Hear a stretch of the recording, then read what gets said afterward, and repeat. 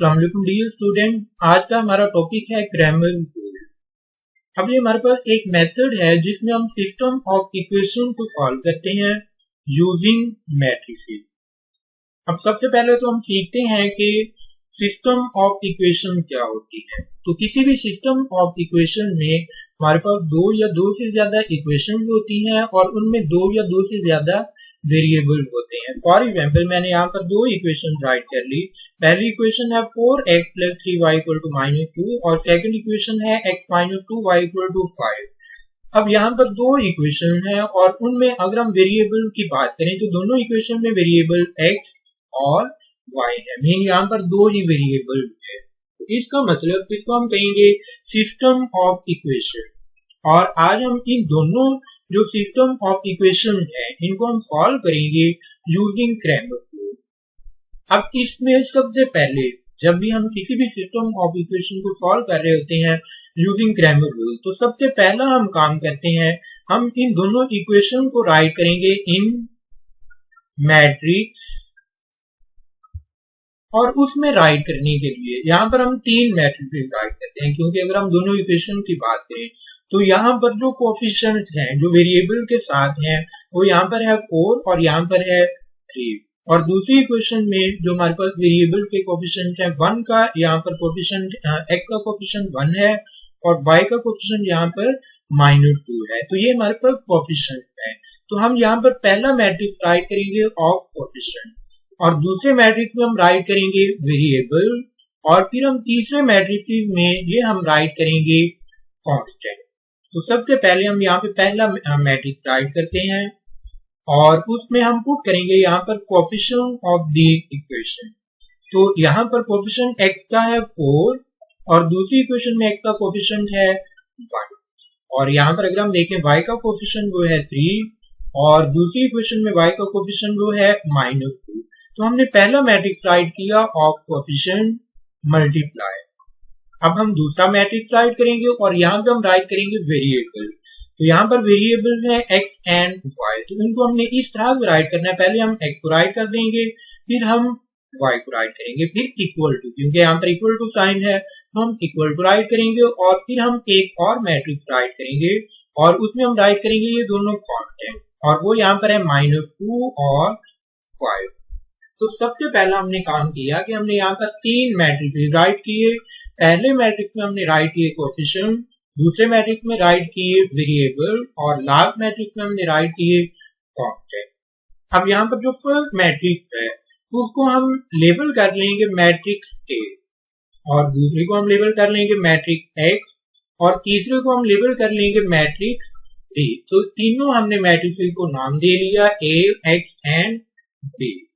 अब grammar rule में हमने क्या करना है, ग्रामर रूल में सिंपल सा फॉर्मूला है to find variable x and y।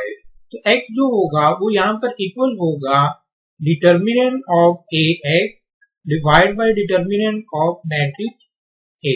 Mean जब हमने x की वैल्यू फाइंड करनी है वेरिएबल x, तो तब हम ax का डिटर्मिनेंट फाइंड करेंगे, a का डिटर्मिनेंट फाइंड करेंगे और दोनों को डिवाइड कर देंगे और उसके बाद जो दूसरा वेरिएबल y है अगर हमने उसकी वैल्यू फाइंड करनी है तो वो इक्वल होगा determinant of matrix ay divide by determinant of matrix A।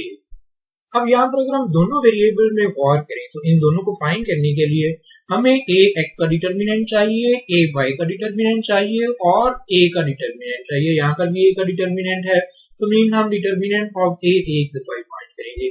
तो टोटल हमने यहाँ पर तीन डिटर्मिनेंट फाइंड करने हैं, determinant of ax, determinant of ay और डिटर्मिनेंट ऑफ मैट्रिक्स A। तो सबसे पहले हम यहाँ पर फाइंड करते हैं डिटर्मिनेंट ऑफ मैट्रिक्स A। ये जो मैंने दोनों साइड पे वर्टिकल लाइन लगाई है इसका मतलब है डिटर्मिनेंट और ये है ऑफ मैट्रिक्स A। अब यहाँ पर डिटर्मिनेंट को हम एज इट राइट करेंगे, mean vertical line as it आ जाएगी और इसमें हम मैट्रिक्स A की वैल्यू पुट करेंगे। ये मैट्रिक्स A है।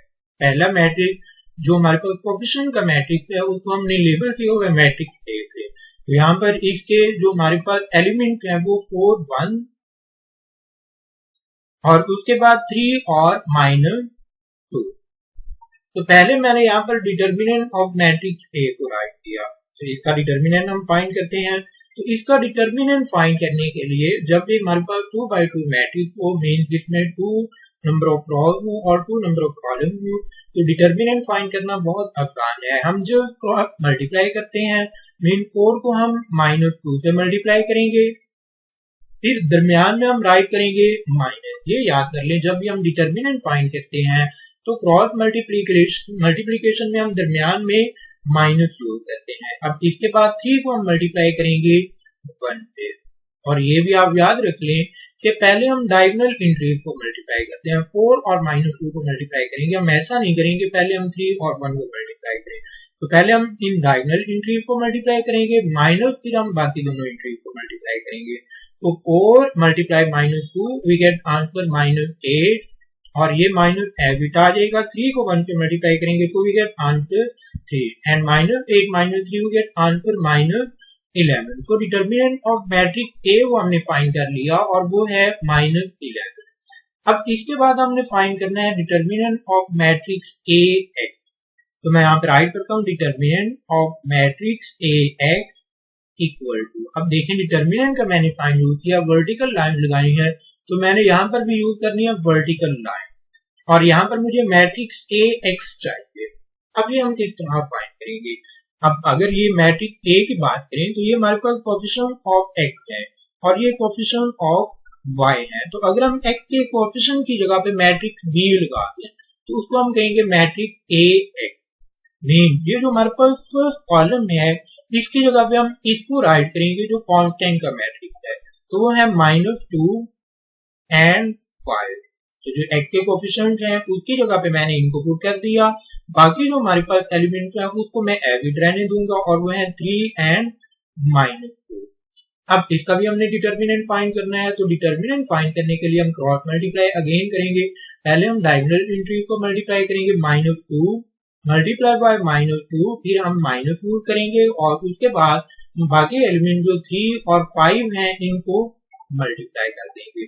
तो माइनस माइनस प्लस, हम इन दोनों को मल्टीप्लाई कर रहे हैं तो माइनस माइनस प्लस आ जाएगा। 2 मल्टीप्लाई 2 वी गेट आंसर 4। उसके बाद -3 को 5 से मल्टीप्लाई करेंगे तो वी गेट आंसर 15। तो 4 - 15 वी गेट आंसर -11।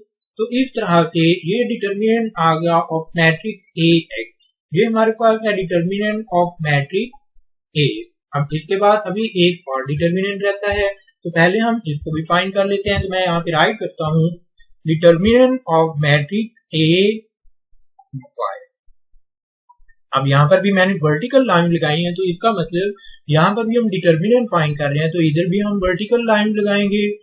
और अब क्वेश्चन ये है कि मैट्रिक्स ए वाई क्या होगा, तो उसके लिए यहाँ पर देखें तो ये हमारे पास मैट्रिक्स ए है, इसमें ये एक्स के कोएफिशिएंट है, ये वाई के कोएफिशिएंट है।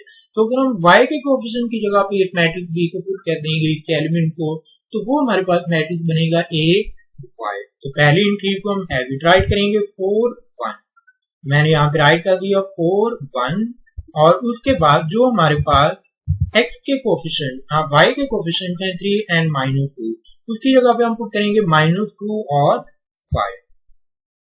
तो मैंने यहाँ पे पुट कर दिया -2 एंड 5। अब इसका भी हम फाइंड करते हैं डिटर्मिनेंट। तो डिटर्मिनेंट फाइंड करने के लिए पहले हम डायगोनल एंट्री को मल्टीप्लाई करेंगे, 4 और 5 को मल्टीप्लाई करेंगे, फिर माइनस, फिर जो हमारे पास बाकी एलिमेंट हैं उनको मल्टीप्लाई करेंगे। तो -2 मल्टीप्लाई 1, तो 4 को 5 से मल्टीप्लाई करेंगे तो वी गेट आंसर 20, माइनस को माइनस से मल्टीप्लाई करेंगे तो वी गेट आंसर प्लस, और 2 को 1 से मल्टीप्लाई करेंगे तो वी गेट आंसर 2। तो 20 + 2 वी गेट आंसर 22। तो ये हमारे पास डिटर्मिनेंट आ गया ऑफ मैट्रिक्स ए वाई। तो इस तरह से हमने तीनों डिटर्मिनेंट फाइंड कर लिए। अब हम फाइंड करेंगे value of X and Y. तो मैंने यहाँ पर देखें एक्स का भी फॉर्मूला लिखा हुआ है और वाई का भी फॉर्मूला लिखा हुआ है, तो इन दोनों को यूज करते हुए अब हम इन दोनों की वैल्यू को फाइंड कर लेंगे। तो पहले मैं एक्स को फॉर्मूला लिखता हूँ which is A X determinant divide by determinant of A. मैंने यहाँ पे राइट किया x equal to determinant of matrix A X divide by determinant of matrix A. तो determinant of matrix A X ये हमने find किया हुआ है और ये हमने यहाँ पे फाइंड किया हुआ है -11। तो मैं यहाँ पर पुट कर देता हूँ इसकी जगह पे इसकी value -11 divide by determinant of matrix A. तो वो अगर हम देखें तो वो हमने सबसे पहले फाइंड किया था और वो था -11। तो इसकी जगह पे भी मैं पुट कर दूंगा यहाँ पर -11। तो -11 को -11 से कैंसिल करेंगे तो वी गेट आंसर 1। तो इस तरह x की वैल्यू जो हमारे पास फर्स्ट वेरिएबल है उसकी वैल्यू आ गई 1। अब जिसके बाद y, ये हमने फॉर्मूला लिखा था determinant of matrix A y divide by determinant of matrix A. तो पहले हम determinant of matrix A y put करेंगे, तो वो हमने यहाँ पर फाइंड किया हुआ है। ये देखें determinant of matrix A y और वो है 22 divide by determinant of matrix A. तो वो हम देखते हैं डिटर्मिनेंट ऑफ मैट्रिक्स ए वो हमने यहाँ पे फाइंड किया था और वो है -11। तो वो मैंने यहाँ पर पुट कर दिया -11। तो यहाँ पर 11 को 22 पे डिवाइड करेंगे तो वी गेट आंसर 2। तो माइनस एबिट आ जाएगा और यहाँ पर बच गया 2। तो y की वैल्यू आ गई इस तरह से -2। तो इस तरह से हमने दोनों जो हमारे पास वेरिएबल्स हैं x जिसकी वैल्यू 1 आई और y जिसकी वैल्यू आई -2, हमने दोनों की वैल्यू को फाइंड किया।